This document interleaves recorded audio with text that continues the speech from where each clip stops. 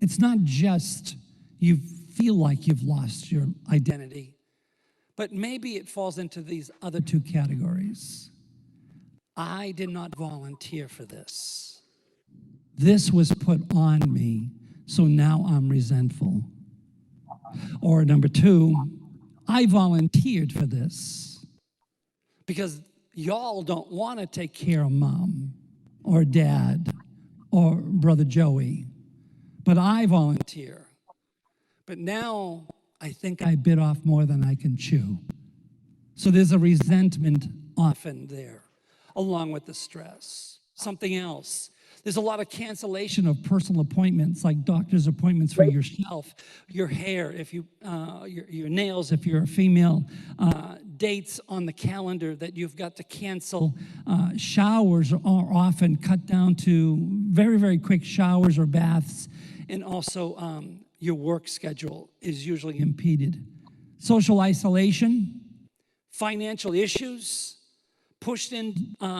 being pushed into versus being volunteered for, a lack of coping skills, a lack of being educated on being a caregiver, and an increase or an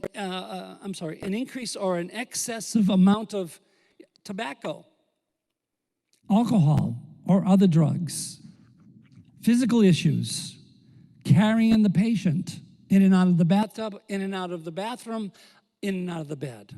Lifting them in order to change their diaper, and carrying also oxygen tanks, walkers, wheelchairs in and out of a car, and on we can go here. So there's physical issues as well.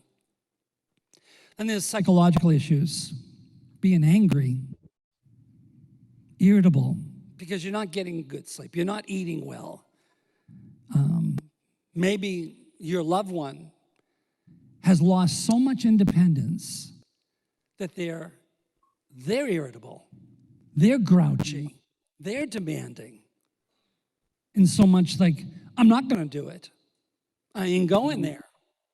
I'm not taking those pills. I won't take that. Right. Get out of my room, Right. or come back in the room. Because of the lack of independence, there's an irritableness. The lack of things that are familiar causes an irritable, often a patient. And so it's difficult to be a caregiver to somebody who's not appreciative. But it may not be that they don't appreciate it. They just are going through something themselves. And that is a loss of independence. I've noticed that many loved ones that are losing their independence don't really understand why. They feel very capable of taking care of their own self. I told my mother-in-law, I said, you need to be a little bit nicer to Leah. She goes, why? I said, because Leah is trying to help you live. And my mother-in-law looked at me and she said, I can take care of myself, Maz. And I said, Sister Marshall, those days are over. You cannot take care of yourself. I say, you fall everywhere you go. You have black and blue on you. You cannot drive a car. You cannot cook. Oh, I can cook, Maz. I said, no, ma'am, you cannot cook. You're not burning this house. I did say that to her. I said, you are not burning my house down. She goes, I said, you burnt your own house down. She goes, no, I did not. I said, yes, you did. She said, I only burnt down the kitchen. I said, there was a hole in the roof. That's how we talk. I love her, I really do. I'm going to show you life skills. How do you fix this? How do you help? Number one, get help. Can we all say get help? That's important. Get educated. Accept help. Can I help you? No, I got this. No, you don't have this. We need to shift work this thing because of the following. Number two, focus on only the things that you can provide. Don't focus on things that you're not good at or that you cannot deliver. Number three, set realistic goals. Number 4, get connected with a group. Get connected with somebody. You say, well, I can't leave the house because I've got her or him. Take him or her with you. No, I don't want to. We'll get to that in a minute. But get connected. As a caregivers group, somebody else that's taking care of their loved one. Compare notes like we're doing even right now. Number 5, set personal health goals. Exercise, like Lisa was mentioning. It's important because you're going to be really, really tired, and you're going to realize that you're tired waking up and tired going to bed. And most of it is because of mental anguish. And lastly, in way of life skills, see a doctor. Doctors know exactly what you're going through. There are agencies that can help you. You can bring in, and we do this with my mother-in-law, you can bring in a in-home caregiver. They can come in a few hours a week, not forever. I mean, that's expensive, but they come in and they'll sit with your mother, they'll sit with your father, they'll sit with your brother or sister or whoever, your loved one, and they'll play checkers, or they'll have lunch together, or they'll go for a walk or something, just to be a buddy or just a companion, if you would, or just sit by them while they're sleeping. They could be knitting, they could be watching TV with them. We arranged that with my mother-in-law, and I said, Sister Marshall, we're bringing in somebody on Tuesdays and Thursdays for a few hours to help you out. Well, she didn't understand that because she doesn't see herself needing any help. And so she said to me, well, I'm not going to let them just sit around on their hands. I'm going to get them to working. I said, well, what are you going to have them do, Sister Marshall? Well, starting off with, they're going to have to clean my room. I see right there now. They don't do that. Well, what do, Maz? They hang out with you. They'll play a board game with you. Well, I don't like board games. Well, they can yell at you. So you can bring in somebody just a couple of hours a week to give you a break. You could be in the house at the time. Number 2, there are such things as adult daycares. We have them in Kingwood. They have adult daycare centers and adult daycare programs, and they come and pick them up, and they bring them to the center.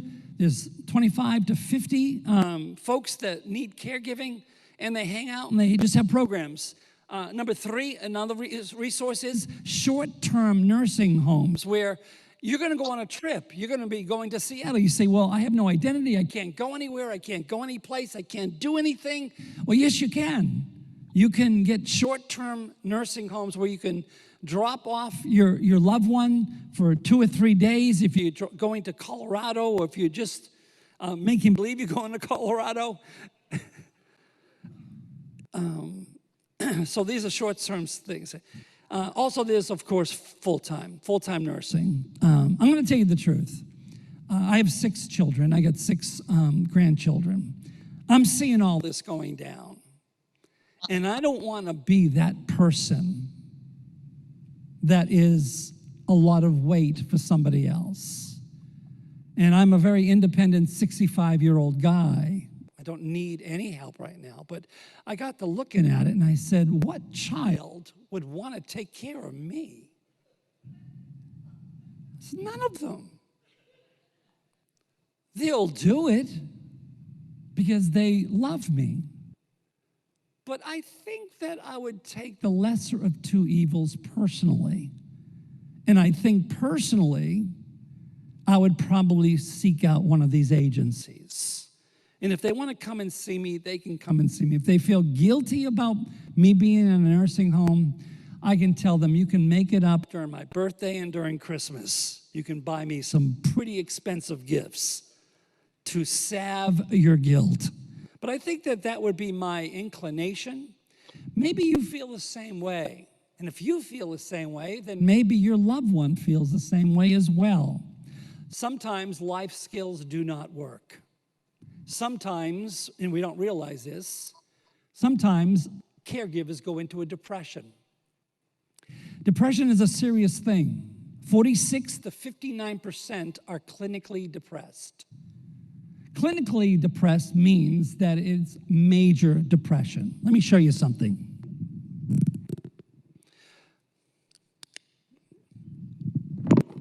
See, if I was 55, I could open it.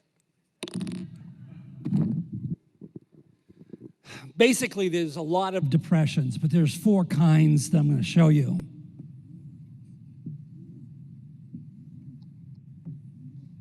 The first one is the clinically depressed or the major depression. This is the line of normality where you feel great, and if you go above the line, that means you're really happy or you're satisfied, and when you go below the line, that means you're going into a depression or a dark place.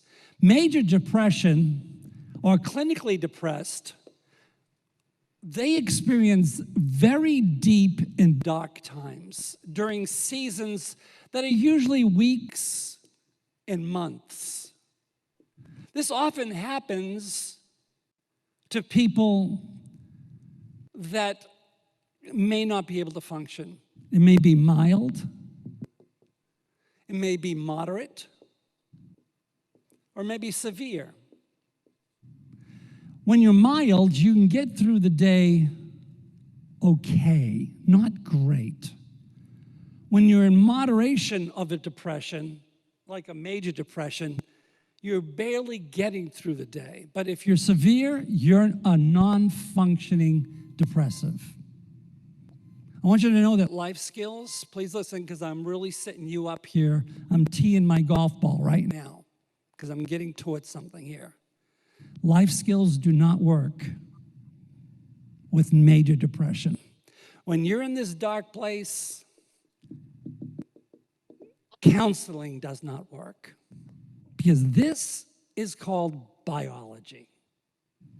You cannot talk yourself out of something happening biologically. There are ways to handle that. One of the ways is prayer, speaking in tongues, asking the Lord for healing. But if the Lord chooses not, for whatever reason, to heal you, this is not just a real symptom.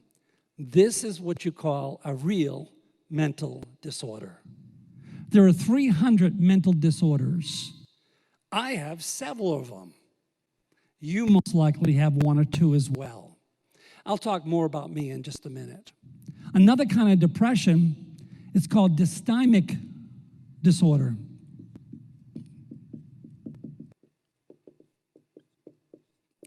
And Dysthymic disorder is the very shallow depression, but it's the longest of all the depressions, and it goes on minimally 2 years at a time. But it's so shallow that people don't consider that a depression. You may know somebody that is like this all the time. They're always on a low. They're not terribly sad, but when you tell them they won the lottery, it's yippee. They're not like, what did you say? I won the lottery. I'm so out of here. When dysthymic disorders, it's just very low-key life. Not the happiest camper in the room. Then there's this thing called Cyclo, Dysthymic Disorder. And this looks like this. Depression is small highs, small lows, small highs, and small lows. The reason why I'm showing you this is that when you're a caregiver, you may be depressed and you may not even know it. Many people believe that this is the only depression that there is. And many define depression as sad. That is not true. Let me read to you. Maybe you fall into these categories. Signs of depression. Here's 11 of them. You only need about 8 of these. Continuous low mood or sadness. A feeling of hopelessness or helplessness. Having a low self-esteem. Feeling tearful. Feeling guilt-ridden. Feeling irritable and intolerating almost anything and anyone. You have no motivation, you have no interest, and you do not generally enjoy life. Another one, you have a difficulty making decisions. You feel anxious and you feel worried. You may have occasional suicidal ideations or suicidal thoughts, or maybe you just have been harming yourself, not to kill yourself, but you may be harming or planning on harming yourself. That's why it often goes undetected. The last one is the one that a lot of people know about, and it's called Manic Depressive or Bipolar. And pretty much what that looks like is this. They have high highs and they have low lows. The high highs is they feel invulnerable. They can do anything. They can balance on the top of a tightrope and they can walk across skyscrapers. They have faith in God beyond anybody's understanding in the room. The only problem is that when you detect that they're in a manic state, manic up here, they're in a depression. My wife, she tells everybody, she's a manic depressive. It was her birthday yesterday. Fortunately, her birthday overlapped her mania. Now, I knew that her manic happy, we took her out and I took her downtown and we had a great time. We went to a Western gala. I dressed up like a cowboy. Do you have any idea how hard that was for me?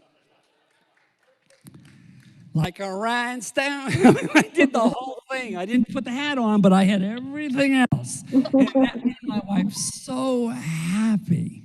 She came home singing and dancing. I have no idea what I'm going to go home to right now because it may very well be this way. And this is how it's been. Manic depressive. Sometimes their mania is so dangerous, you got to keep an eye on him or her. I'm speaking specifically about the caregiver. The caregiver can be in a depression and you don't even know it. Now, and I'm going to close with this last page. If I've gone overtime, I'm sorry, I will walk, but I'm going to show you something here. Here is your brain. Here's your eyeballs. Here's your spinal cord. For some of you, here is your brain. I had to do that. Sorry, I had to do that.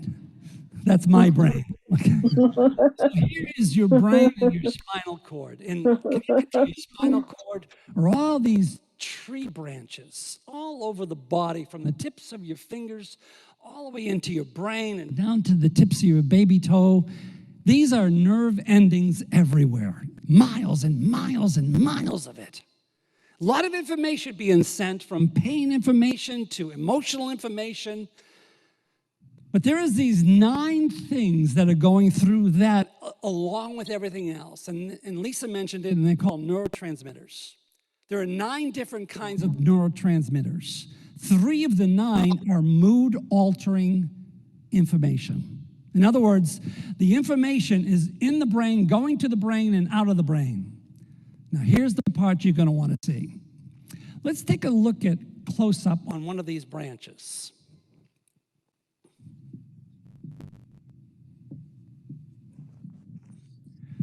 These branches, they do not really connect. You might have learned this in school, that the separation is called a synapse. It's kind of like 2 copper wires where they don't actually have to, electric wires, you don't actually have to touch them. You can actually get real close and it'll actually jump, right? And it'll make a conduction of some sort. So it is with neurotransmitters. Neurotransmitters, they move along like choo-choo trains, and they jump from one, well, it looks like this, actually. They'll jump from one to the next. They're coming out of here. Here they come. Trillions of them. But these are neurotransmitters being sent from one dendrite to the next receptor. And it's received there. And for those of you that have never been depressed, you're not a moody person. I'm not talking about you didn't have your coffee yet, moody. I'm talking about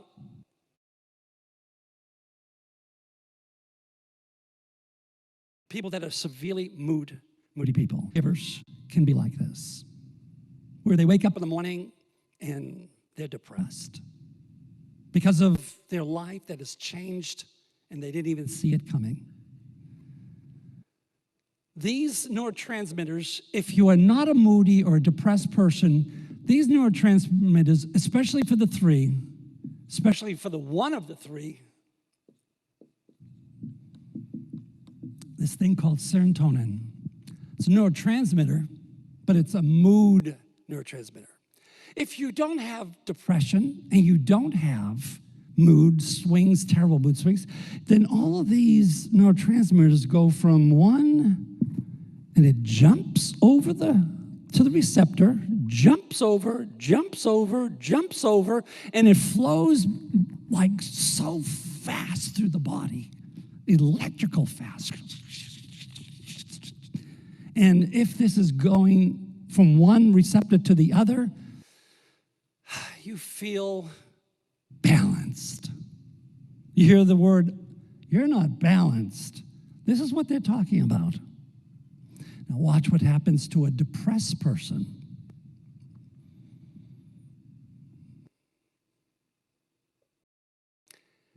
Here comes the neurotransmitters, especially serotonin. It comes out of a receptor, but it's not received. What happens now? It goes back to the dendrite or back to the receptor, and it tries again. And it bounces off of that, it goes back, and it tries again, and over and over and over and over, all throughout your body, and this is called a reuptake. We've heard these terms called SSRI. What in the world does that mean? SSRI means a reuptake inhibitor, or a serotonin selective reuptake inhibitor. How do I get this from bouncing off? Do I eat a banana to get the potassium? No. What do I do when it's beyond exercise, when it's beyond life skills, when it's beyond counseling? How do I get this to go in there so it goes on to the next one and then the next one? Sometimes you just have to be medicated. And we call it an antidepressive. Antidepressive pills. You've heard about them. Prozac, Paxil, Cymbalta, Celexa. I can go on and on. These are all in the same family. And what this does is not what many think, because it sounds so taboo. You say, well, Pastor, I'm not going to take any pills. I'm not going to be doped up. Here's one, so common. I've been doing counseling professionally since I was 26. Here's one. I'm not going to be made into a zombie. That's not what these do. I will say that when you're here, manic depressive, none of those work on a manic depressive. This requires a completely different kind of family, and usually it looks like this. Lithium. That will get you into the zombie state, but sometimes it's the worst case scenario. We're not talking about that here. What we're talking about is, can we take a little teeny pill within weeks? It will increase the ability of the serotonin to be received into the receptor. That's all it does. The reuptake inhibitor. It inhibits this death circle. That's all it does. That's why the doctor tells you it takes 2, 3, 4, 5, 6 weeks before you feel anything. It's not like an anti-anxiety pill like a Xanax, where you take a Xanax and in 20 to 40 minutes, you feel better. What Xanax does is different than reuptake inhibitors. What Xanax or anti-anxiety pills do is it slows the body down. Boom. That's what an anti-anxiety pill does. slows down the whole body, which causes the slowdown of the anxiety. That, of course, is addictive, and that, of course, is a problem. But sometimes when people are freaking out of their living lid, sometimes the only way to talk to them is to give them something to slow everything down. This is not that at all. This just trains the body to receive the necessary serotonin, because there's a direct connection, as Lisa mentioned. The direct connection to depression is the serotonin, the lack of receiving it. They say, and by the way, here's something. I personally have been on a reuptake inhibitor for 15 years. Not because I'm a depressive, but because reuptake inhibitors help in other areas like ADD, PTSD, and so on. I'm attention deficit disorder. I chase after rabbits when I'm talking, even right now as I'm talking to you. And so I take this, Prozac, $10 a month, and it taught my serotonin to flow properly.